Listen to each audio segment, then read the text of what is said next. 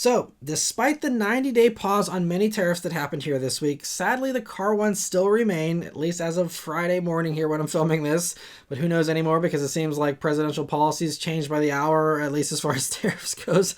But anyway, in response to all of these tariffs and uncertainty, one car company here has already dropped a car, which is something that myself and many others predicted was going to happen.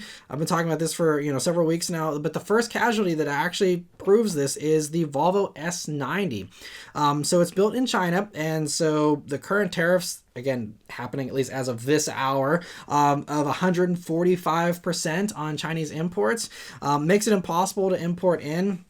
And according to Automotive News, their anonymous insiders say it's a low-volume car for the U.S., and rather than deal with the tariffs, they're just going to cut it out. And I literally just said this 2 weeks ago in regards to the affordable sports car market. These low volume cars are the ones that are most at danger. And an S90 is especially low volume. I think they sold like 1,200 or so of these last year. So that's even lower than, Miata and GR86. So, this is the low hanging fruit that was probably always going to be the first to go, or one of the first.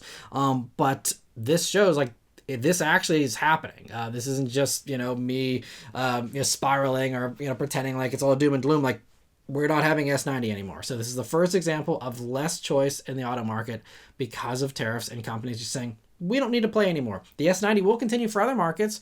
It still is. I mean, we have ES90 on the horizon. We'll see what ends up happening with that. But, they are still selling S90 in other parts of the world. But they just, at this point in its lifespan and, the amount of demand it has is just not worth it for them to do it. And I'm going to get more into that here in a minute. But, also, it's worth noting the other two Chinese-built gas cars that we have here in the States are the Lincoln Nautilus and the Buick Envision. Both are built in China, and I assume they're also going to get hit with these tariffs and are probably going to be discontinued until they can retool a factory somewhere in the U.S. to build those two, because those two are very high demand that I think are worth relocating production instead of just completely killing them. But you could see them drop out of and not importing them for a while until they can figure that out. Which, I mean, retooling a factory, even if you start tomorrow, probably is going to take at least 6 months. So we might count on those two not being around here for the 2025 model year here. And I'm sure that Lincoln's got to be so pissed about this, because Nautilus literally won Motor Trend Car of the Year for 2025, or SUV of the Year for 2025. It's been getting great critical praise. I loved it when I spent a week with one last year. Many others are really impressed with it. Sales have been doing really well for it.